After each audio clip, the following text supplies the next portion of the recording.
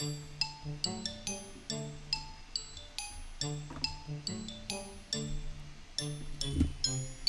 peeps, welcome back to the epic of Mr. Broom.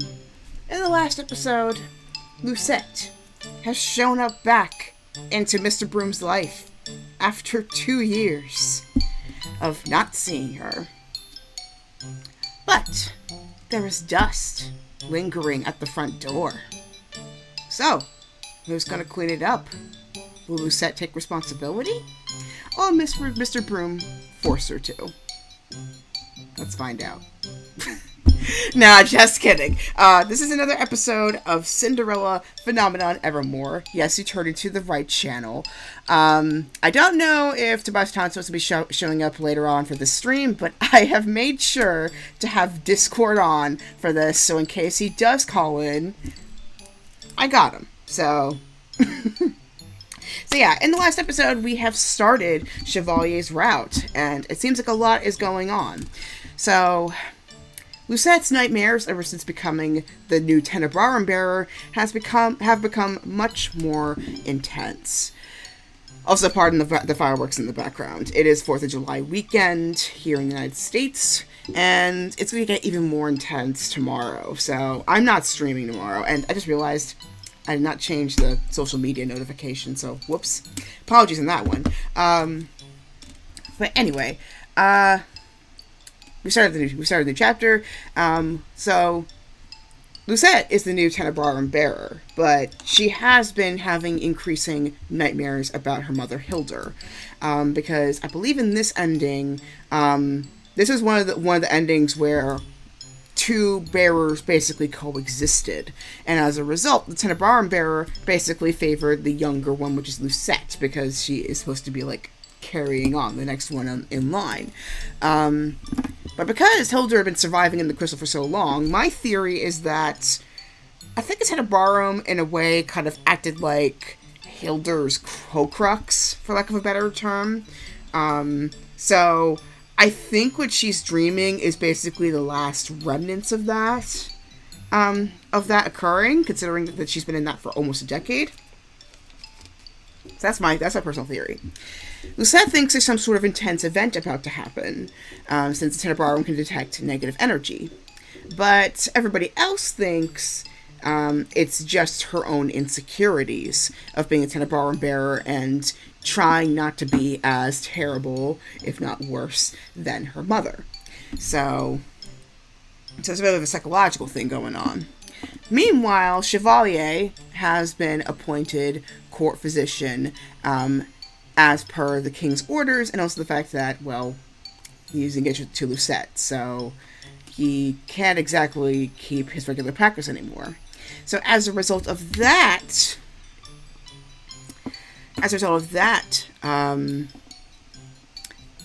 okay, maybe this music is a little bit off for this. Hold on. Okay. Gonna read just briefly. The music will be coming back. Don't worry. So, Chevalier, meanwhile, has been hired as the role position, as for order by the king, because obviously, he's engaged to Lucette, so of course, a normal practice will be pretty much nigh impossible for him to manage. So as a result, he basically had to sell his public practice. And he's selling it to Annice, who is basically just as competent in medical science as he is, though for her it's more on the apothecary side. And he recently passed on ownership, which is a complex thing because on the one hand, he basically worked hard to get the spot that he got, but on the other hand, well, circumstances changed. Yet, Lucette feels like a part of himself is going missing with the fact that he had to give that up. So, we've got 3 questions to ask. What's the source of Lucette's nightmares? How will Chevalier get his new identity in the palace? And more importantly, will Mr. Broom be able to clean the doorway of the dust that Lucette left in the front door?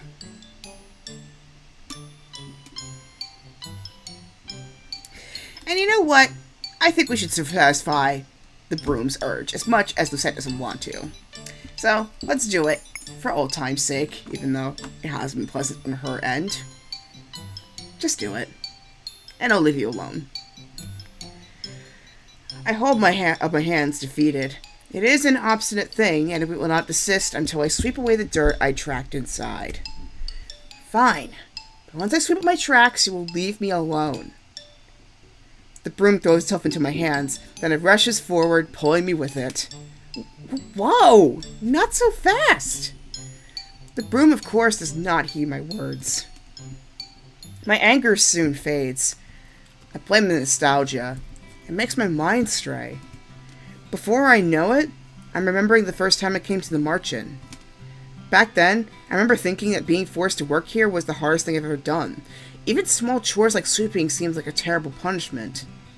I was irritated that Parfait and Delora forced me to work when, in actuality, they were only teaching me how the world worked. And Parfait? I always took her company for granted. But now she's gone, she's never coming back. Oh! And it's perfect timing, because I actually got a message on Discord. Hold on.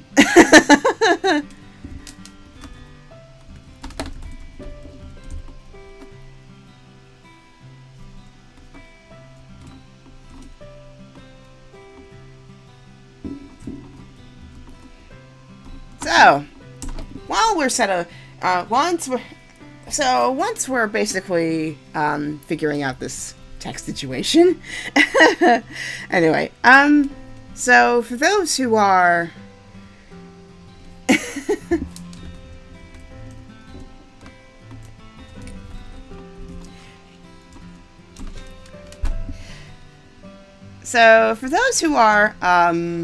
whatchamacallit, for those who are kind of doing Independence Day stuff, what are you doing? So for me, well, my parents and I usually set up fireworks in the backyard. And my dad, he often goes to Pennsylvania or goes to like his local mall and picks up fireworks for us to set off during times like Independence Day and New Year's. And we often buy so many that we often have a lot left over, though we've gotten so good at lighting them lately that I don't think we're going to have any left over this time, so this is going to be fun. But yeah, that's our tradition. Just set off fireworks, maybe have some good food.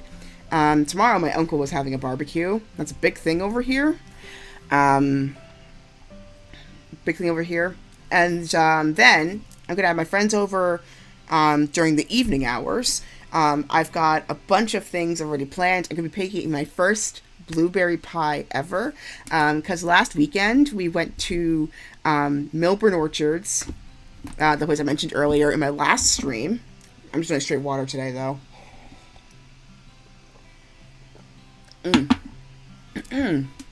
So, we went to Milburn Orchards, picked up some blueberries, because it's blueberry season now here.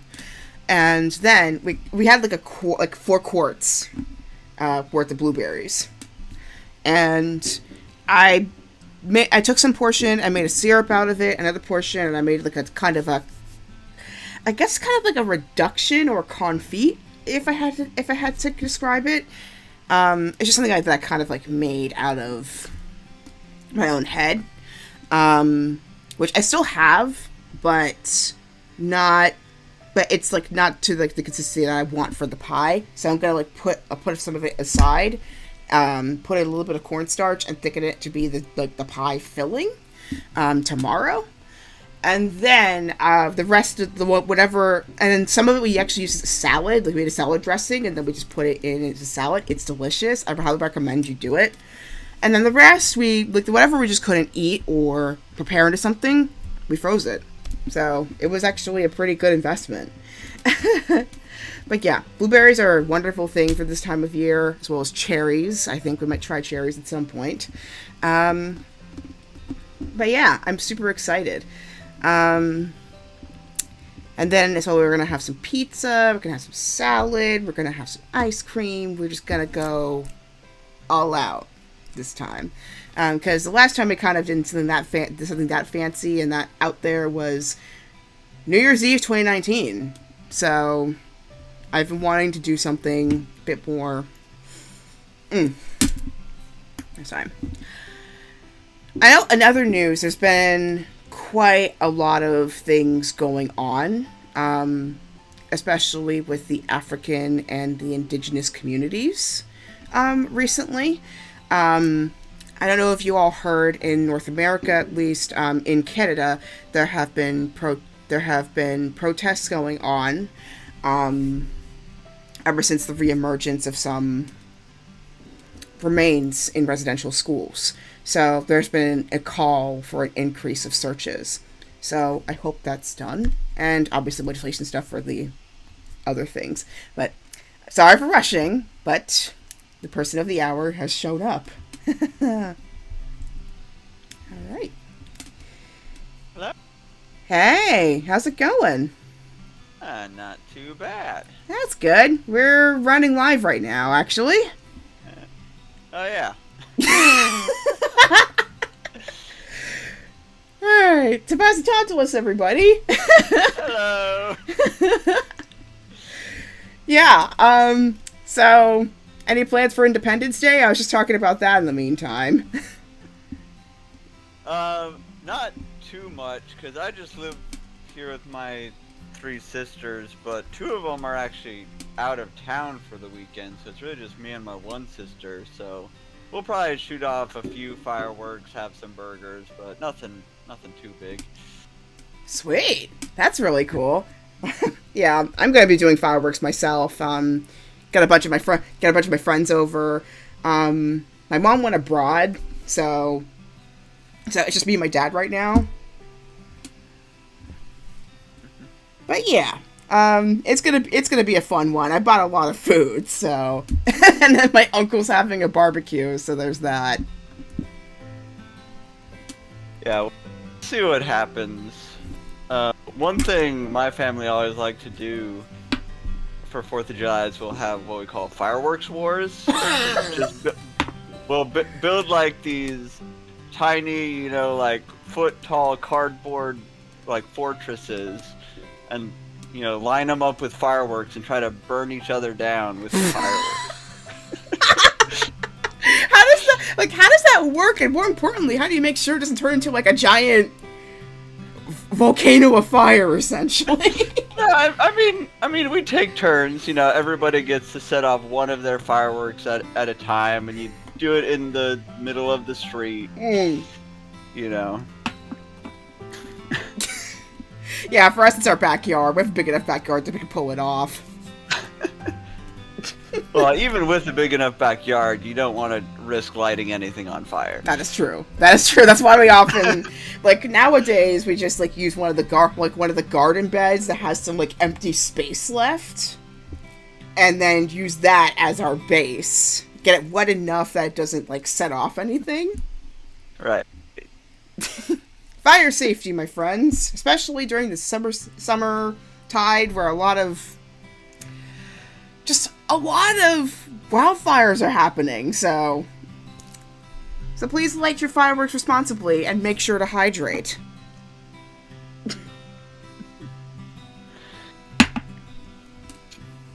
And on that note...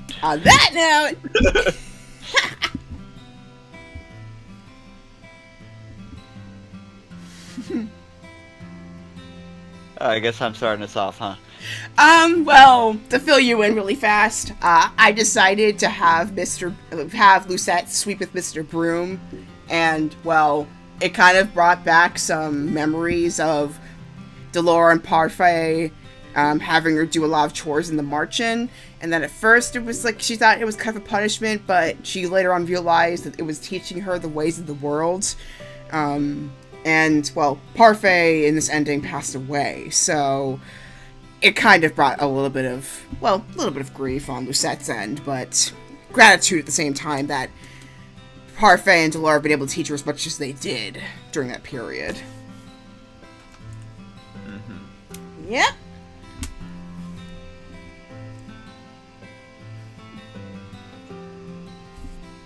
Who? What's this? Caught in the act. I swivel in place. Chevalier is standing in the doorway, surprised etched onto his face. I realize that though the dust has been cleared away, I'm still clutching the broom. Looks like you two are getting along. Clearly! I peel my hands off the broom with a sigh. The broom attacked me. And here I thought you looked like you were having fun. He steps forward and the smile fades. You look lost in thought. Is there something on your mind? I was just remembering the first time I had to sweep with Mr. Broom. Parfait put a ribbon on him because she thought it would somehow make his situation better. I note the melancholy in Chevalier's eyes and mentally chastise myself. Why did I have to bring up Parfait in front of him? And it was the hardest thing of all because Chevalier and Annice basically tried everything they could. I don't remember if... I forget in this ending if like, Parfait survived and then she possibly died later, or she died during the events of the finale. I think it was the latter. I have to rewatch the original to kind of refresh my memory because it's been so long. I'm sorry. Don't apologize, Lucette. I think Lady Parfait would be happy that we think about her every now and then. I also think she'd be happy to know that Mr. Broom can invoke such meaningful memory. Yeah. What's meaningful? Annice is suddenly standing behind us, a quizzical smile on her face. Ah, Lady Annice. I checked the sound we'd heard outside, and discovered the princess and Mr. Broom. As always, they make the second most perfect duo. Second? You and I are the first. Annice beams at me. She's like, come on, I'm not gonna be outdone by a bro. Oh, man. I'm losing to a rug. I was just thinking of that! The swap rug with Broom! Annice beams at me. I'm going to assume you aren't here to sweep, but then why are you here, princess? I came to speak with Delora and Cinna. Cinnamon and Lady Delora are in a meeting with the fairies. They should be back soon, though. If you'd like, I can make you a cup of tea while you wait. I was just going to make some for Chevalier and me. Or perhaps you'd like some hot chocolate, Lucette, with just a pinch of cinnamon? Is this going to be a choice? I feel like this is a choice. Oh boy. He sets a hand on my shoulder and smiles at me softly. You look like you could use it. Or maybe it's like it's kind of like a comfort drink. We've all got one of those. My shoulders sag beneath his hand. As always, Chevalier can see right through me. Some hot chocolate would be nice, thank you. I follow them into the reception room. I spend the next few hours discussing the day's events. As always, I let my guard down in front of the two of them. They are both excellent listeners. I have a lot to learn from them.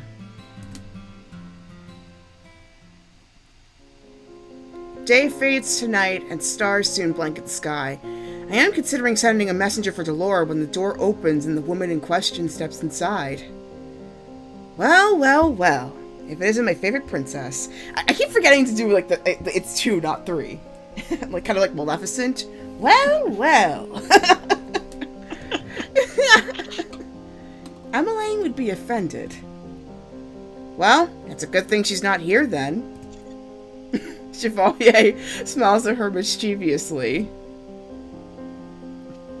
You're just glad she's not here because because her innocent, sparkling eyes will break your resolve.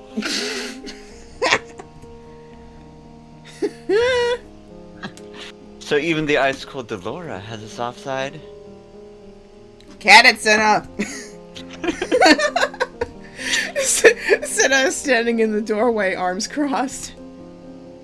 Did you just call me ice cold, Cinnamon? You don't know what that means. Cinna grumbles as he takes his seat at the settee. Delora watches him, looking exasperated. I wonder if something happened at their meeting. Delora seats herself beside Annice and looks at me expectantly. So, what's the news with the Tenebrarum? Have you noticed any disturbances? Well, I bring up the surge of negative emotions I've been experiencing today. Delora crosses her arms and sighs. Well, if this is still continuing after our training, I feel inclined to call it an imbalance.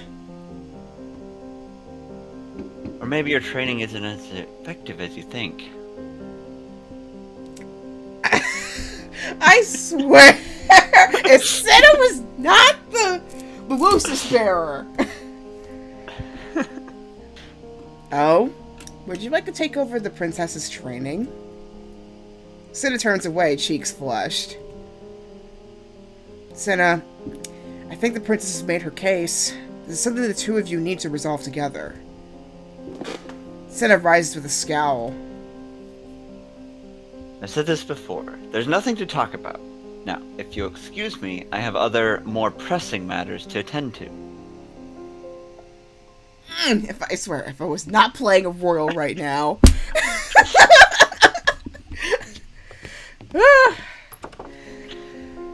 Before either of us can get a word in, Cinna leaves the room and slams the door behind him. It's also kind of mind-blowing that Parfait and Cinna happen to come from the same family.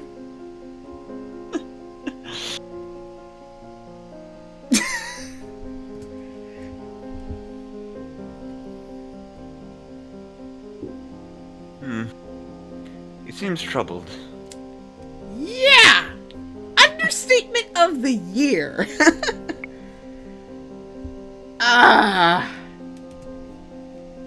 Cinna's too proud for his own good. The more you corner him, the cattier he becomes. I mean, I've kind of heard that kind of stuff is like a defense mechanism, but like, this feels beyond that. It's even worse today because he had to deal with the fairies questioning his legitimacy as the Lucis heir. It's no wonder he feels attacked. Yep, I knew it was deeper. But all I want to do is talk to him so we can locate the source of this problem. I'm sorry, Lucette. Other than offering you extra training sessions, there's not much else I can do to help you. I think it best to be somehow tricked Cinna into a conversation. Otherwise, you need to speak to someone who can tell you a little more about how the Lucis functions. If Cinna continues to be uncooperative, Waltz and I can reach out to some fairies we know. I feel like Cinna would become even more hostile if I spoke to someone that wasn't him. No, I'll find a way to speak with him. Delora sighs. Ugh, good luck. Trying to get Cinna to do anything is like herding cats. Now, I do not doubt what Delora says. I must still try my best to see eye to eye with Cinna. The two of us have an obligation to work together as Tenebrarum and Lucis bearers. I'll figure out a way to speak to him. Somehow. Why not offer catnip? I mean, they put out a lot of cat metaphors. I don't know what else. There we go. Perhaps you can bribe him. Oh my god! I wasn't even looking at that earlier.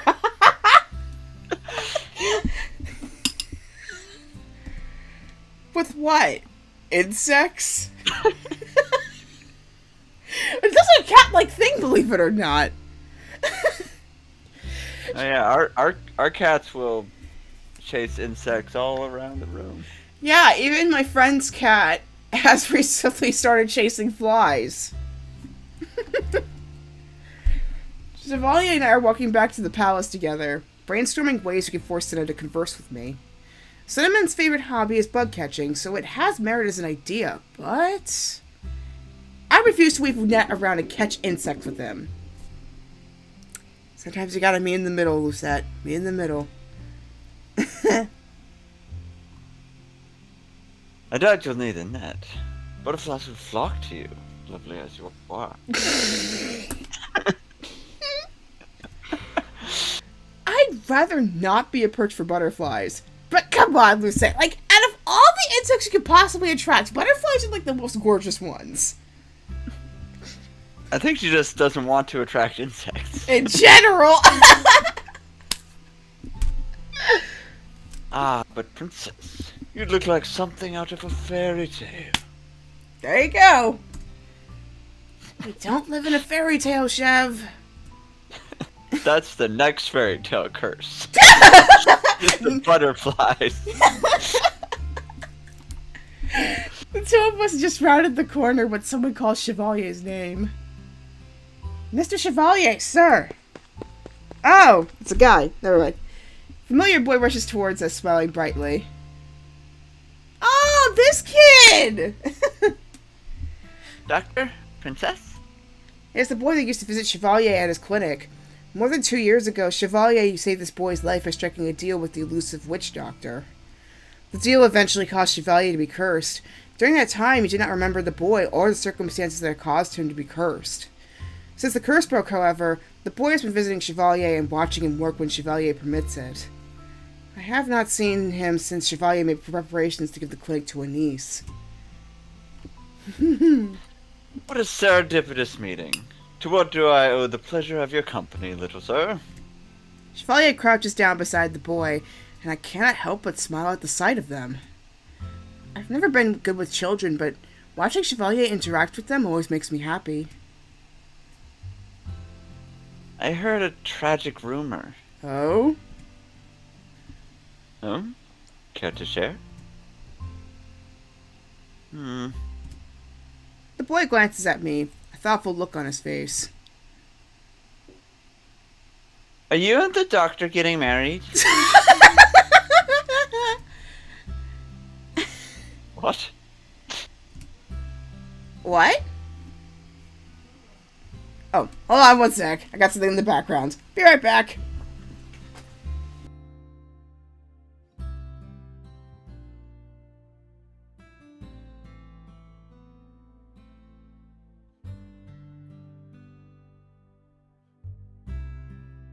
I could say whatever I want and she would never know.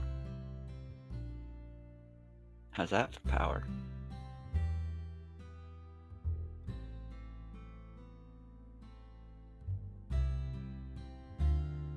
Okay, I'm back. My dad wanted to blow up a big firework after this chapter's over, so...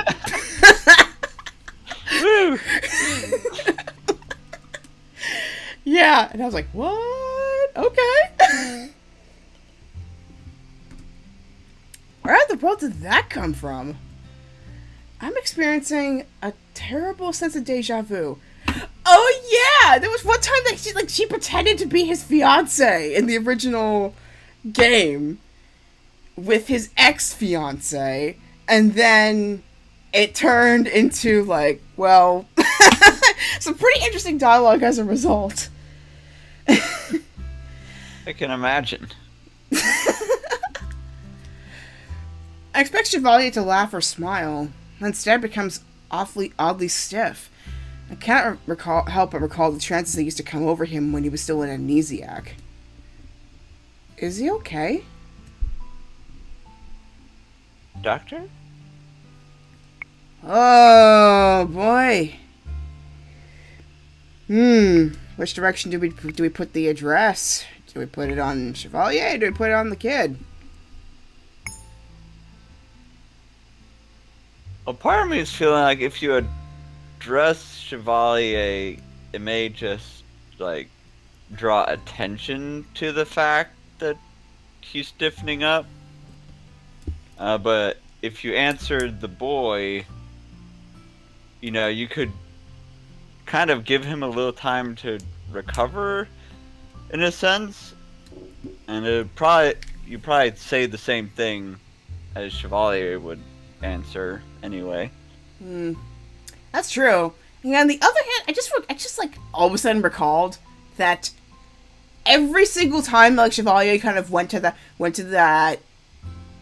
point of recollection, Lucette often snapped out of it, and that's when he actually recalled everything. And she said that it reminded him of one of those moments. So I kind of wonder if addressing him might do it. I don't know, because like it feels like everything's like throwbacks.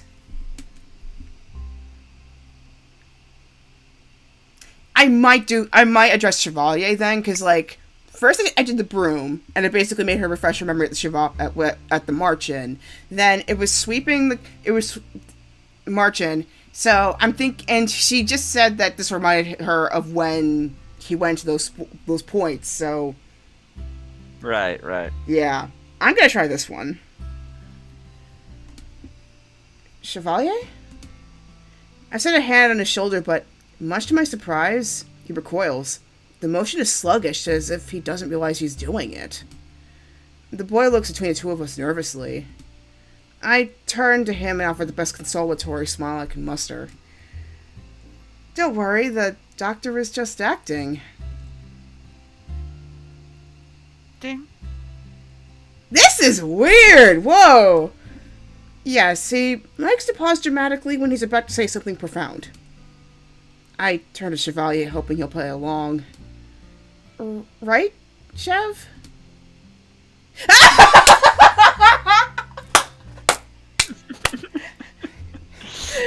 Much to my relief, the usual mischievous grin returns to Chevalier's face. Ah, the princess knows me so well.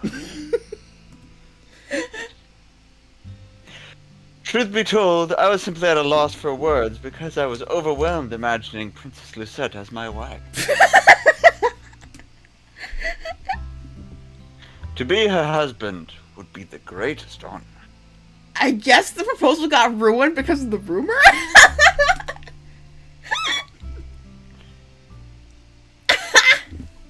So you plan on marrying her, and you'll become king, won't you? And I think that's why he was, like, shocked for, like, 10 seconds. The boy doesn't seem to notice the tension in the air. Suddenly, the boy steps towards Chevalier, expression somber. I heard rumors that you were closing the clinic, that you're going to start living in the palace, and I thought it was because you were marrying the princess.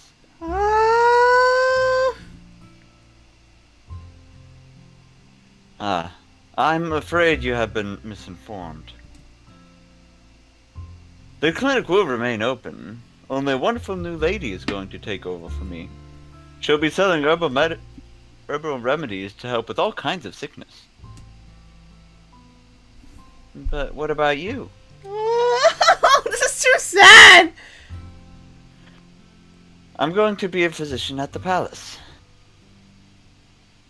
So you're just going to help the nobles? Oh, it hit him at the sore spot!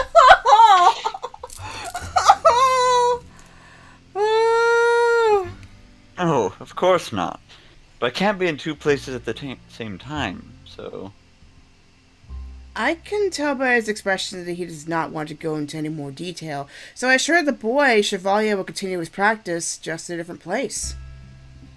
His sadness dissipates when I tell him he can visit Chevalier in the palace. Mom's gonna be so excited when I tell her I can visit the palace. I mean, that's like... that's such a huge leap. Oh, man. That's gotta be hard, though. He runs off after that, leaving Chevalier and I alone. I reach for Chevalier's hand. Are you okay? Yes, sorry about that, Lucette. I, blacked out. That makes me worried! You talk about me overworking myself, but are you sure you aren't pushing yourself too hard?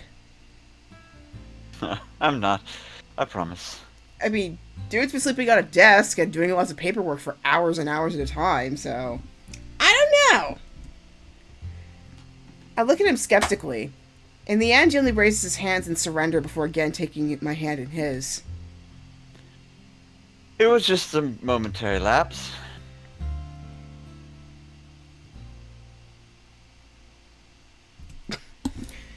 Even when you're no longer an amnesiac, you still have memory problems. You really are an old man. Alas, I'm afraid even I can't be perfect. He plants a kiss on the top of my head. Let's return to the palace, shall we? We wouldn't want everyone to worry when you don't show at dinner. Yep. I allow Chevalier to pull me along. As we walk, I wonder about how I might get him to speak honestly about what is bothering him. Oh, I could kind of have a few guesses as to what it could be. But maybe We tried to bribe him? Well, I was thinking more so like his former fiance.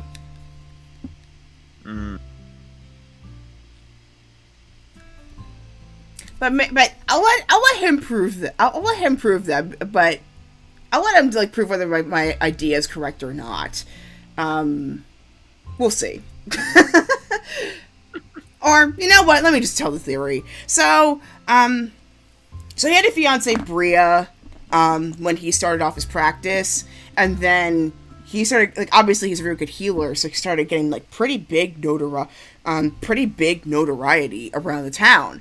But he often liked to help people so much, and most of the people who come to him were usually of peasanthood. So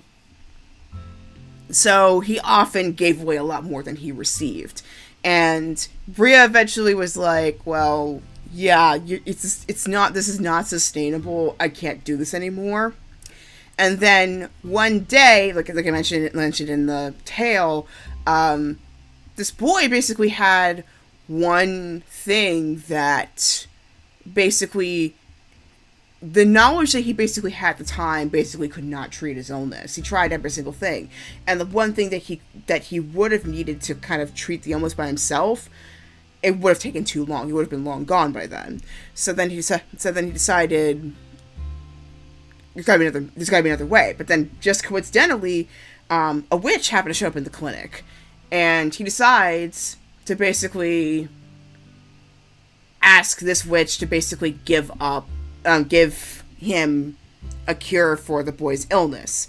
But I don't remember if he was conscious or not of being cursed, but in exchange for that, he got the Rumpelstiltskin curse. So he basically lost any memory of his name or his occupation.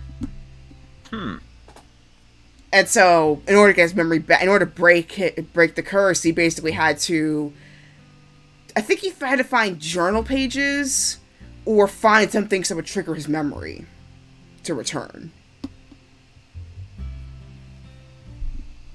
But yeah, that's basically what happened. Anyway, 3 days later. Remind me again of why we're here? Here is a small cafe on the outskirts of the town plaza. Actually, I've been here before. Years ago, when Chevalier was still Rumpel, I came to this place to speak with his former fiancé. I was just talking about that! And then, okay, here's the other ridiculous part. Like, Bria, his former fiance, tried to come back into the picture, but in reality, it was like she was trying in a way to make sure Rumpel didn't recover his memory completely, so that way, I guess, he would become the doctor that she thought he would always become. He would always become with like nobles and stuff. Which kind of actually considering Bria was also like the biggest source of heartbreak for Chevalier as well. So there's that. Stuff is complicated. Affections are a tricky game. Yep. Oh, I should know. Though Bria has since moved her selling business out of Angiel, I still sometimes remember our meeting. I actually spoke with her a few times after she and Chevalier officially separated. I ever went to her shop to purchase some scarves for Emmeline. But right now, I'm here with Chevalier, who has just ordered dessert off the menu. Also, off the menu stuff is really cool. He brought me here today without an explanation. If he hears my question, he gives no indication. Are you sure you didn't want anything else, Lucette? Look, they even have this fancy hot chocolate. They serve it with rose petals. Oh! Chef? That's fancy, but does it actually add anything to the chocolate? That's what I'm wondering. Like, I know of, like, flowers and chocolate, but, like, flowers and hot chocolate? I'm kind of curious. Anybody have any knowledge of that? Comment below. His name comes out with a sigh. What a mournful sound. What's the matter, my sweet princess? You did not answer my question. Why are we here? He smiles at me coyly. Does this have to do with Cinna? Why, for a date, of course.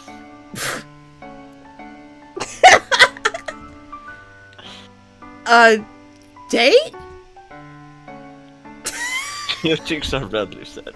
It's precious. They're not. The words come out louder than I intended, and when the customers at nearby tables turn to look at me, I feel my cheeks warm again. Oh my gosh. Chevalier smiles at me. Oh, hey Anna. It's my friend Tobias Tantalus. Ooh. Chevalier is right. The last few nights have been especially rough. Though I have been by the Marchen a few times to see Cinna, he mysteriously disappears every time I show up. I cannot help but wonder if he is using magic to vanish. Unless, you know, another bet that I think that he might be doing is maybe he's trying to make, like, dessert. Like, another thing that could bring him over is desserts. Because, like, I have a soft spot for desserts. Sweet things? I mean, unless you have a certain condition that doesn't make you like them. Yeah, and even if it's not sweets per se, I think everybody has their thing that they consider a treat that would, you know, be a dessert. Yeah. And, I mean, food is amazing. Basically. Yeah, the moment an event, this is like, I'll say from personal experience, the moment an event just has the words, free food, people flocking through the doors immediately.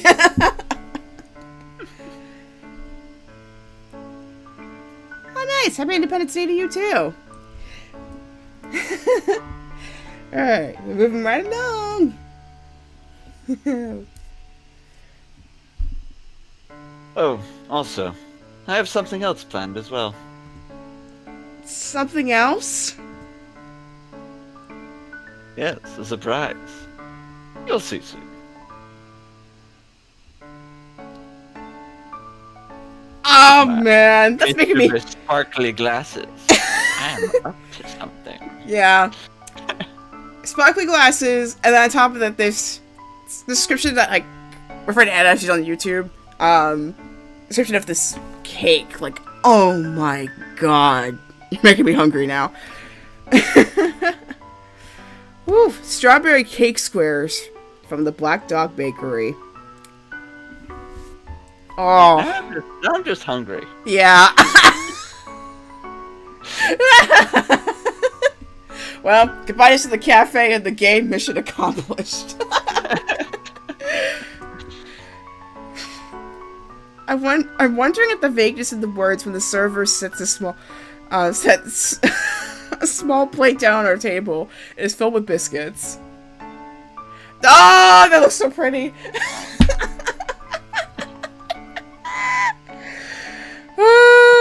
A little lily cookies. Yeah, that's her that's basically her flower. They're shaped like lilies. Do you know that this cafe only started serving these biscuits recently? It's like he knew. or was involved in the choice. I reach out to grab one of the cookies off the plate and admire the delicate frosting work. Even the flower filaments are carefully crafted. Like, that looks delicate. That looks so delicate.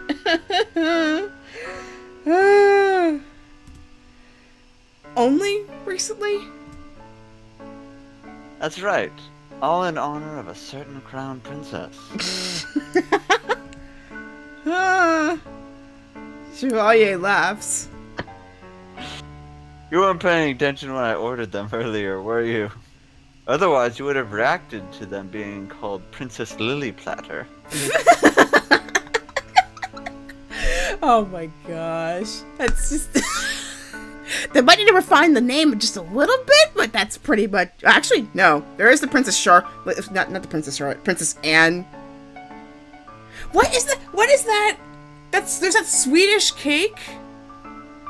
Like, it's like a princess... I feel like it's Princess Anne cake. It's a Swedish cake with, like, green marzipan and a rose on top. Yeah. And ice cream on the inside.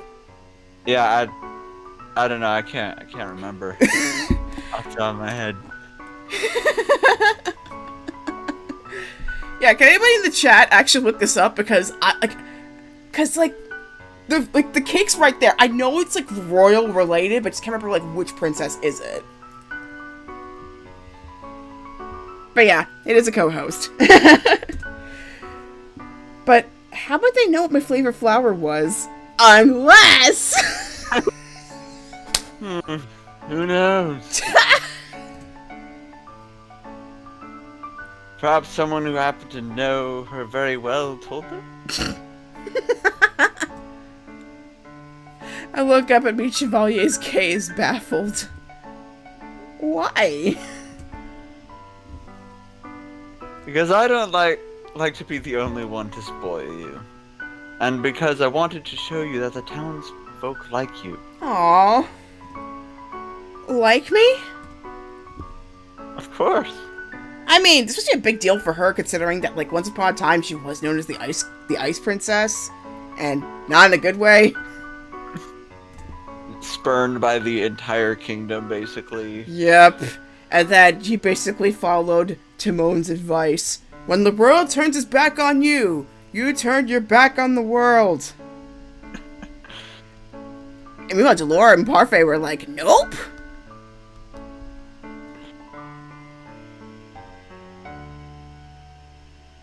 Oh, it's just called a princess cake. I thought it was named after a princess. But it was just called princess cake. Interesting. But I try best to speak with them. It's true, but I'm nowhere near as good as conversing as Emmeline. People may no longer call me the Ice Princess, but that does not change the fact that my social skills still leave much to be desired. Do you need me to say what I think, Lucette? Or can you already guess? But yeah, I was kind of surprised. I thought it was like named after one of them, but it turns out it was just called Princess Cake because it was made after like the three daughters of it said Prince Carl.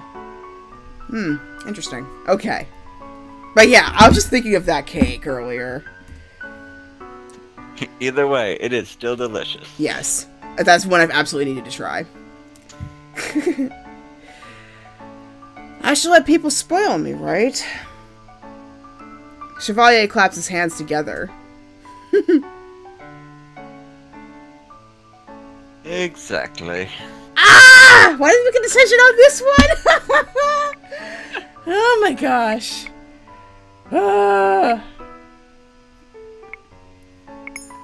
This is hard.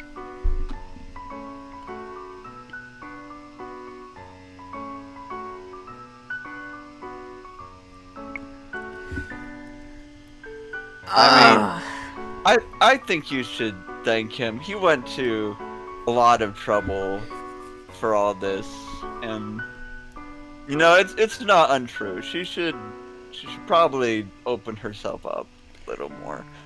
Yeah, that's true. And yeah, I keep thinking of that, of like the fact that, like, well, for the longest time, her mother was basically telling her that, like, people are only nice for a catch. So, recovering from that for only 2 years of your life, that kind of, I don't think it's easy to get over. But I guess for the sake of this part, we could try thanking him. Oh my gosh. Egg tarts are amazing no matter what region you get them from.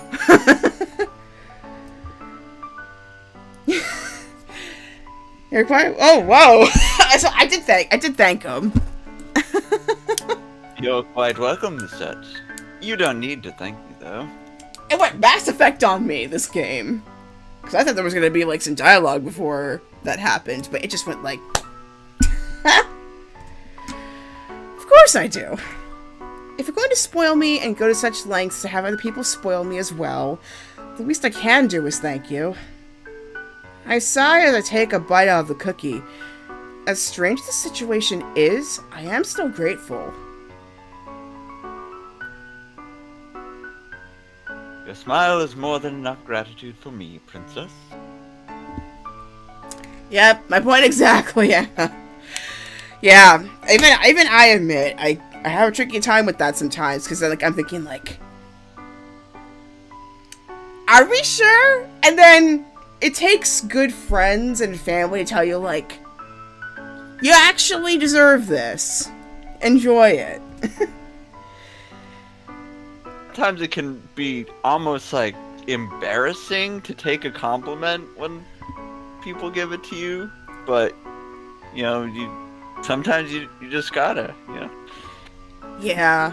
I mean, I think it's just because like, we see ourselves 24/7, so we often see the ups and downs, and it feels like we're seeing more of the downs than the ups that everybody else sees. And it kind of makes me wonder, like, well, if these other people saw the downs that I went through, maybe they might see the same thing that I've been seeing myself, but then it ends up being like, well, more often than not, no. They still see the amazing parts of you. Even with all the ups and downs. And that's actually pretty amazing. Mm-hmm. You always say that. Because it's true. That tied it in just way too well with what I just talked about earlier. Wow.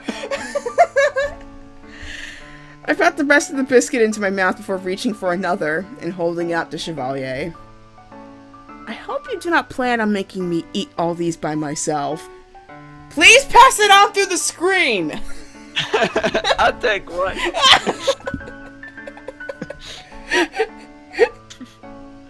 Of course not. He takes the biscuit with a bright smile. He always goes out of his way to do such nice things for me. I should do something for him as well. My mind wanders back to the stall full of scarves we visited not too long ago. Chevalier mentioned he needed a new scarf. Yeah, that does make it more complicated. So for context, for the audience, I know the chat is off right now. It said, I wonder if people can easily say that for people with mood disorders, perfectionism, or introverted natures. Say that they deserve to be thanked, congratulated, spoiled, even when they do something grand. I feel like there's something more you're about to type in, so feel free to get down there. But yeah, I mean, I know for some people than others, it may seem as if it feels like it has to be some exceptional level, but really it isn't. Like, I literally went to grad school for this. Hold on. Ooh, hold on.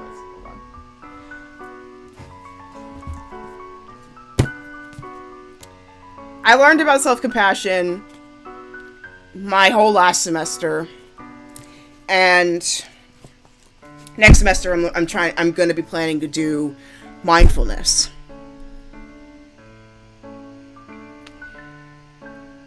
I mean,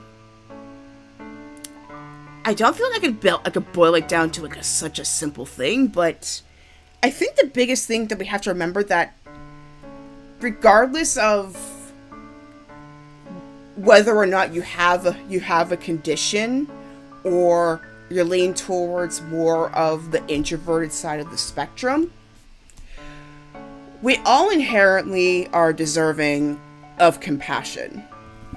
We are all, I mean, not really deserve, but like it's inherent in all of us that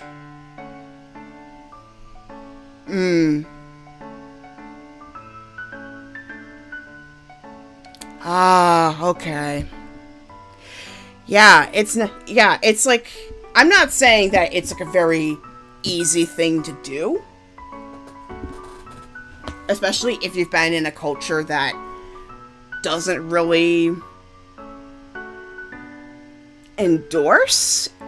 I guess I'm my language has been a little bit off lately, but it's like, especially if you've been in a culture that's not been so supportive. There we go. Not been so supportive of somebody who leans towards more of a sentimental or sensitive nature. And then we also come out sometimes with more with like more of the reasons why we tend to be afraid of, we should be afraid or suspicious of any kindness or compassion that comes towards us. But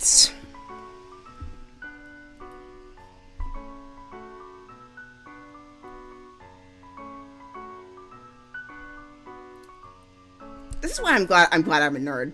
I think this is like the amazing thing about a lot of fictional heroes, is that they come across a lot of those obstacles, all those reasons why shouldn't you do this? And I mean, Wonder Woman. Like, I keep thinking of Wonder Woman immediately with the part about Hippolyta, and even Ares kind of saying like the world doesn't deserve it. But it's not necessarily about deserve. It's about, well, belief, yes, but it's more of necessity. We need to remember that kindness is within us. We just need to start putting it more out there.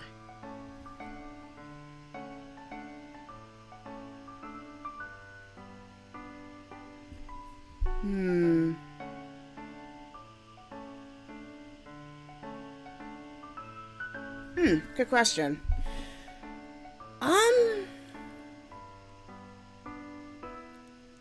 Well, I mean,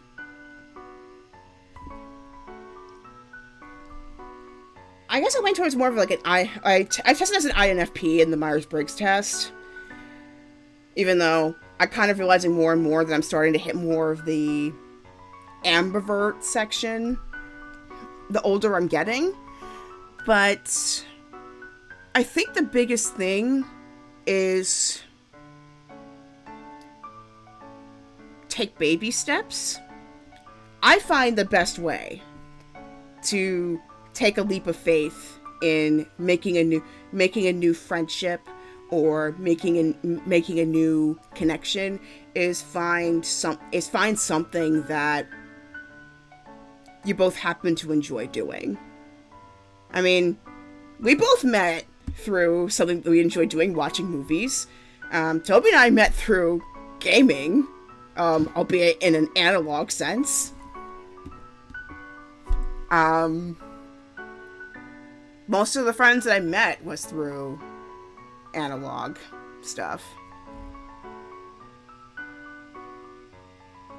Yeah, it's kind of like a spark thing. Like, you can connect with most anyone on some level or another, and then it's kind of that choice to try to hold on to that and continue to build upon it. And, you know, but again, like you said, it's baby steps. It's not going to happen all at once. Yeah. I mean, especially if you've been through a really hard experience, whether it is social anxiety, depression, or even something as extreme as like bullying, it can be very easy to assume that everything's going south until otherwise proven. But more often than not, it's quite the opposite. People are willing to connect. So I think finding something that, like, you know yourself you like, and then just maybe the other person might like, or at least at bare minimum enjoy the company, that's a good place to start, you know? Just a small thing that you know you'll have fun with. But yeah, I mean, I'll definitely think about this more. I'll find a more proper answer, but thank you so much for bringing that up. And I'll text you later. But yeah, that's all I can really think of for now, but I'll definitely muse on this a bit more. It could be actually a solid part of my second channel's video series, which is kind of funny you mentioned this, so that's pretty cool. So thank you for bringing this up. So anyway, new scarf, right? Victor wants a scarf. Gotta get the scarf. He no longer wears the scarf Bria made him, but because Chevalier is Chevalier, he puts other people first and never thinks about what he needs. Princess? Suddenly, his face is mere inches away from mine. I startle and fall back into my chair. Why must you always get so close? It's a lot easier to read your mind when I can look directly into your beautiful golden eyes.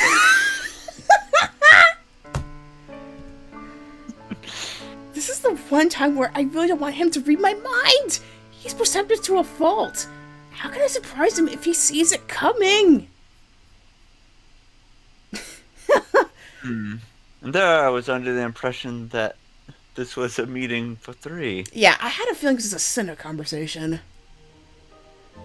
Yeah! Didn't I say earlier?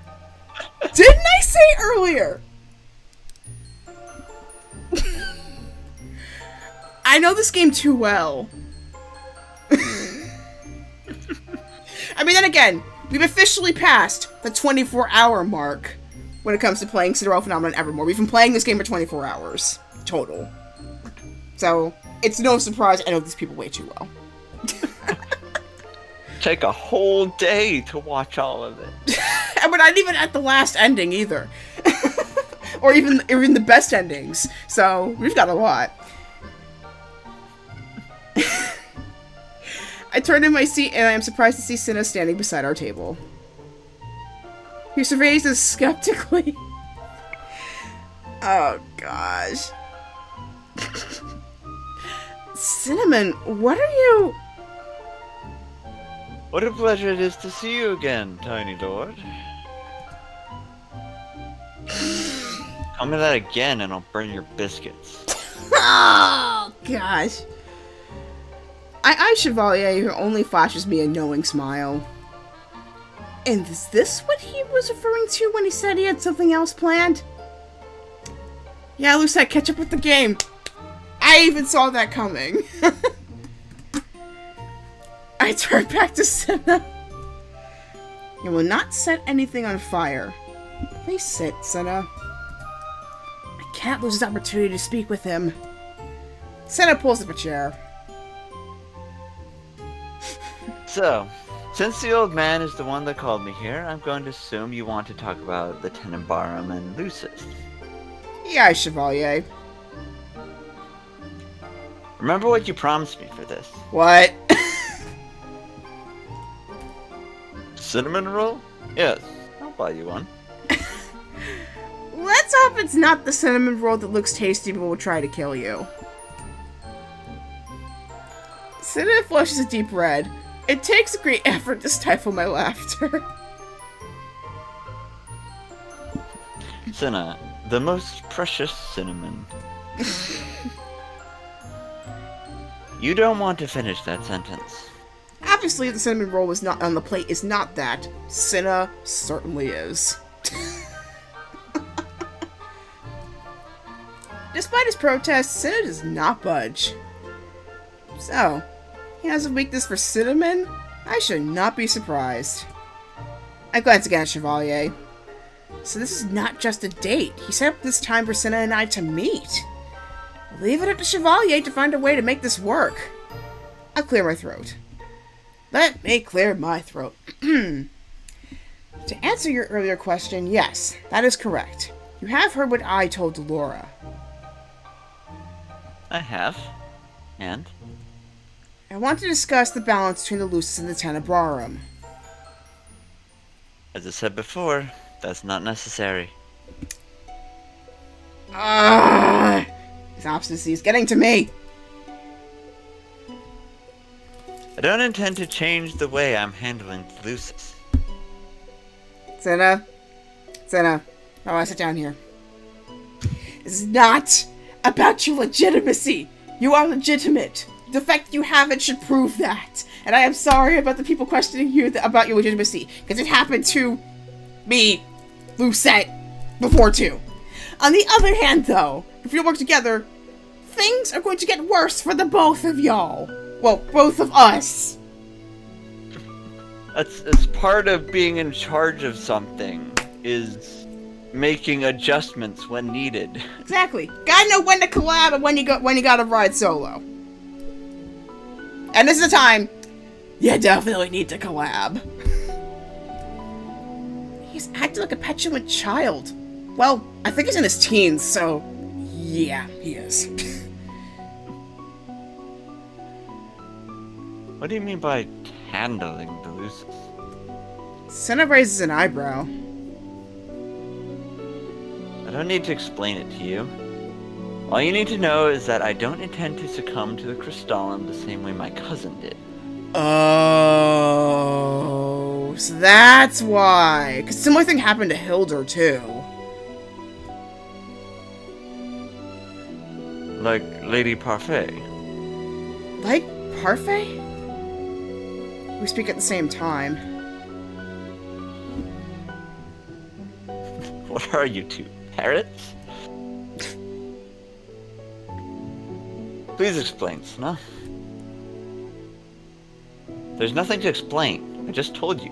I plan on doing things differently from my cousin. You kind of have to explain considering what happened to Hildyr and Parfait. Come on. Out with it, man! Not make the same mistakes they did. Like what? Here he falters, and for a few moments his bravado fades and he looks uncertain. He looks young, like his age. Cinna? I lean forward. I know what it's like to have to take over someone else's job without being prepared for it. I understand wanting to do things differently.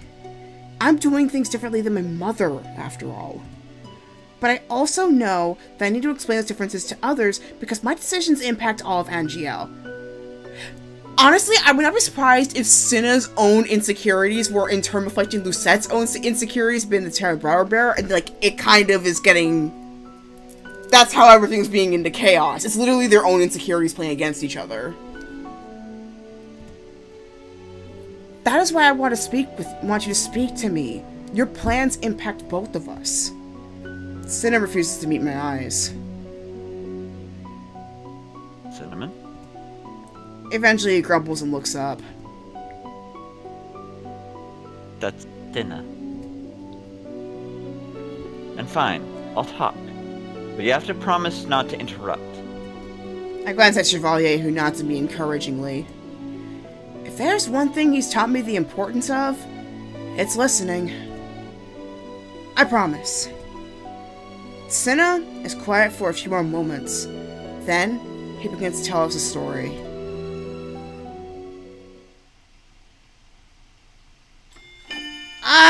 Before we do that, we find a new chapter. Chapter 3. The Pacifist.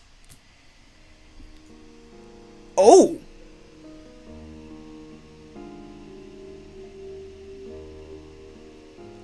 Once upon a time, in a kingdom far, far away, there were two crystals.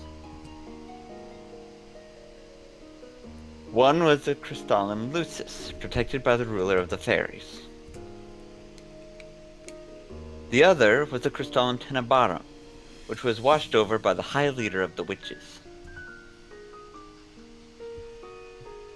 For a time, the fairies and witches lived in harmony with the humans of the kingdom. You stop suddenly, cheeks flushed. I was getting into it, Cinna! Why do you interrupt it? Like, you told us not to interrupt it, yet you interrupted the story yourself. I mean, it's clearly a retelling of the intro, but I bet he has details that we don't have, because we're supposed to be getting it from the witch's perspective and the human's perspective, so this is the first time we're probably hearing from, like, the fairy's perspective here. Anyway. You're laughing at me. What? I'm not. Cinna just glares at me. Maybe we could skip this part. We've heard it before. Okay. So for those who don't know it, this is like a bit of a nod to the fans essentially. There's two crystals, like I mentioned earlier. At first everybody lives in harmony, but then the Brothers Grimm released their fairy tales among the populace, and that in turn turned the humans against magic users, but especially witches. So as a result of that, it triggered the witch hunts. And, well, you can kind of guess what happened to Lucette's mom, considering she's the Tenebrarum bearer, plus her sibling witches being killed equals going mad, being suspicious of every single human, and like, yeah, no, you're done. Cue fairy tale curse over the whole land. But she was the worst one of them, because she was basically the Tenebrarum bearer. Until she supposedly dies during the fairy tale War of Angiel. And that stops it for a good amount of time, but people are suspicious of magic users, even then. Lucette is basically raised to basically kind of more or less be an agent of her mother's evil, essentially. Even though it's pretty clear that both Hildyr and Lucette did not start this way at all. And then cue Cinderella Phenomenon Evermore, Cinderella Phenomenon, where we basically go through all that, the curse is removed. In this case here, I think Hildyr actually comes back. There's a duel, I think. She survives. Lucette has to basically take out her mom.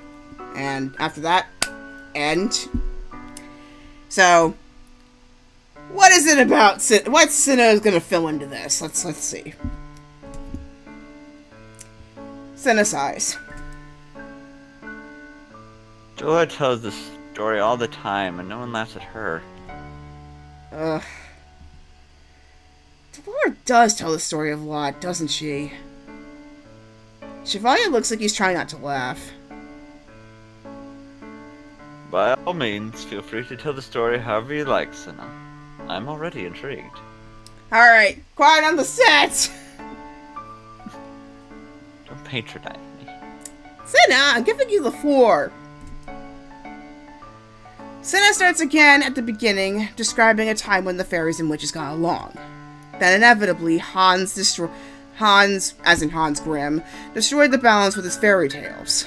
Normally it's a part of the story where the storyteller explains to the Tenebrarum bearer, my mother, went mad after the witch genocide. But Cinna surprises me by going off on a different tangent, which of course he would because he's in the fairy side of the story. So it's pretty obvious how the witches were affected and the humans were affected, but how were the fairies affected? So we need to answer this. When Hans realized what he started, he besieged the Tenebrarum and Lucis bearers to meet with him. The Tenebrarum bearer wanted nothing to do with Hans. Her heart was already overfilled with hatred for humans. Understandable. We tend to ruin everything. The Lucis bearer attempted to meet with Hans on her own, but the bard was killed by a witch before their meeting. Wait, what?! Hans Grimm! Killed by a witch! Oh, snap! That doesn't help any relations. Nope! I stare. How did I not know this? With Hans gone, the conflict spiraled out of control. The Lucis bearer, Fate. He stopped suddenly, his gaze forlorn. Fate? Parfait? Fate.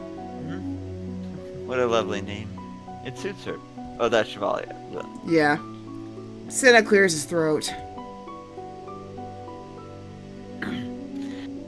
Rather than put an end to the Tenebrarum bearer's atrocities, Fate clung to her hope and optimism. She did not try to stop the tragedy until much later. Well, I mean, she and Hildyr were best friends, so there was that.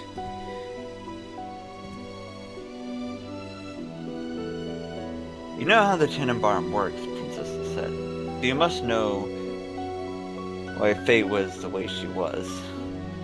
The Tenebrarum gathers and stores negative emotions. It then sends these emotions to diffuse. Then sends me those emotions to diffuse. This keeps the balance in check. It goes to reason that the Lucis would gather positive emotions. It used to irritate me that Parfait was always so positive. I thought it was part of her personality, but...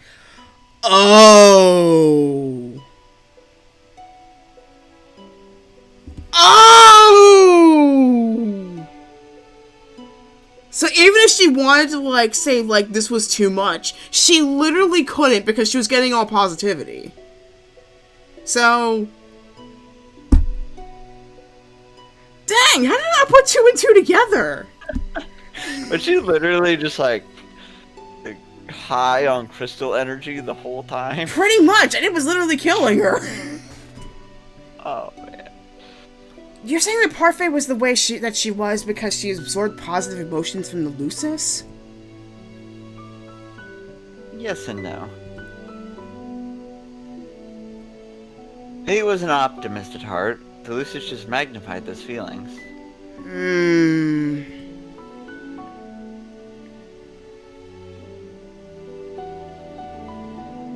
Is it Fate, or would it just be Fae? Like, Parfait? Yeah, I can never pronounce it correctly. I mean, I kind of assumed that, it was pronounced like Fate, and then, she adopted Parfait to kind of, go into hiding from Hildyr. But, oh my god, that's so true. There's actually also a really good Thomas Sanders video about how we can't exactly erase our negative emotions entirely, because that's where our logic and reason tends to come in. Our second guessing function comes from.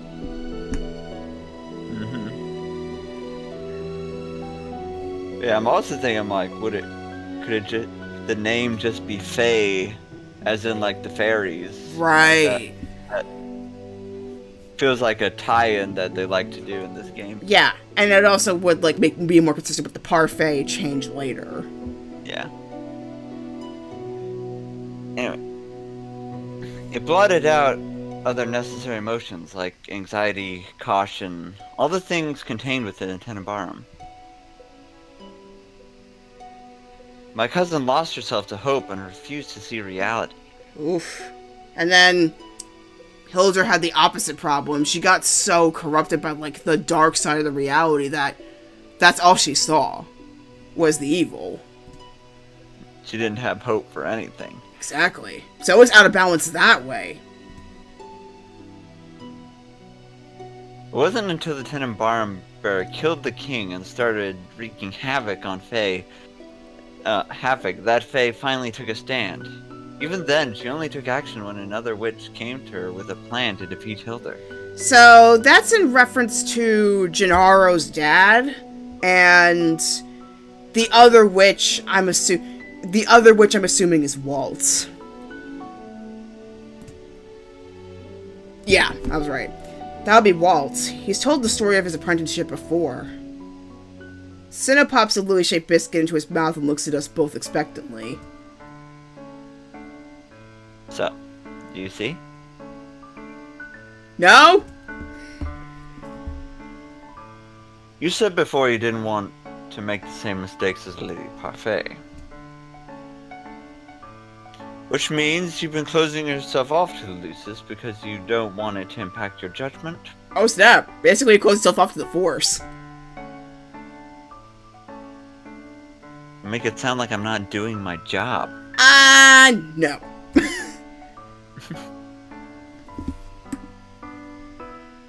I never said that, but it is possible that closing yourself off from the Crystallum has been doubling the intensity of the emotions in the Tenebrarum. Yeah, you're basically making Lucette pull double duty. I put my fingers to the temples in my head and grimace.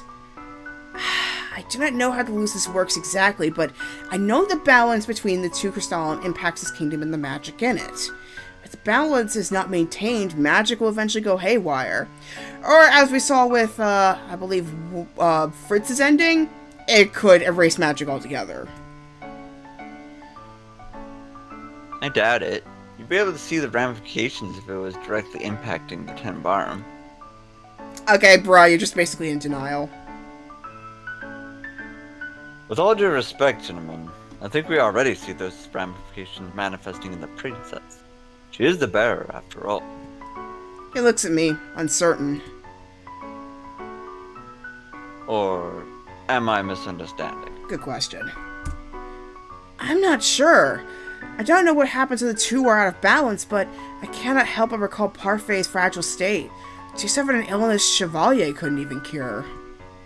Parfait was frequently in pain. She said it was because of what happened to her during the war, but do you think the imbalance between the Crystallum might have impacted her as well? Chevalier stares at me wide-eyed.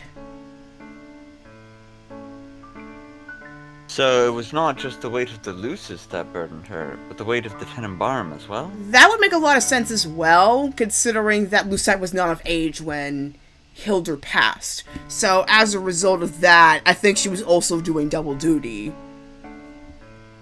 Which makes total sense of why, like, the fairy tale curse went haywire. It's possible. Cinna raises an eyebrow. He still looks unconvinced. Cinna, as the bearer of the Tenebrarum, I am prone to nightmares. Sometimes the negativity causes my magic to flare or makes me impatient with people. I have accepted that these are inconveniences that come with being the Tenebrarum bearer. Accepting the emotions that come with the Lucis are part of your responsibility. I was thinking of that Sailor Moon episode with, like, the mirror, like, where the part where she says, I take the bad with the good. Mm-hmm. It's not the same thing, princess. Ah. I think it is. Yeah, I think it is. I disagree. But yeah. Oh, man. But I mean, it's different, but it's literally yin and yang. it's literally yin and yang. Oh my gosh. Oh my. So nice. Oh gosh. I swear. Like.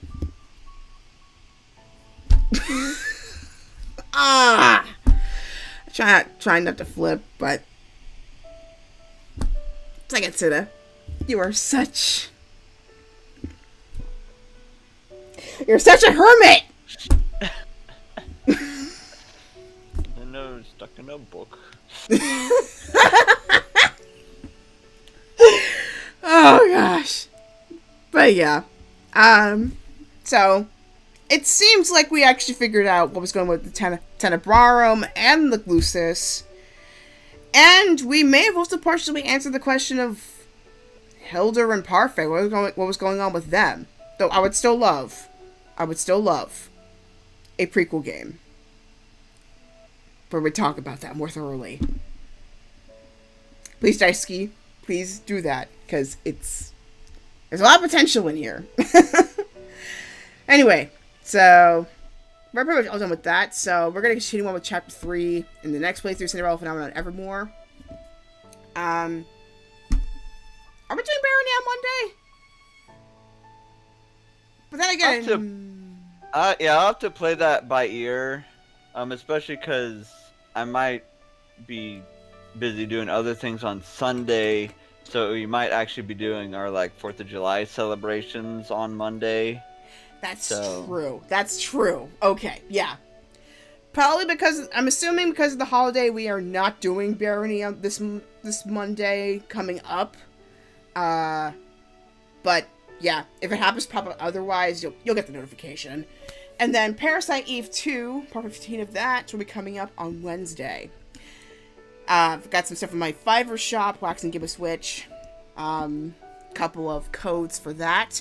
And I found out recently that Coffee, my donation, like one of my donation pages, is also offering storefronts for people seeking donations. So I may start a coffee version of my shop pretty soon. So keep an eye out for that. And here's all my social media in case you want to check out the other things in my repertoire. Like I said earlier, we had a pretty good discussion. A lot of discussions we had on here have actually been good things to consider for a series on compassion that I'm thinking of doing on my second channel, Theological Otaku. So keep an eye out for that.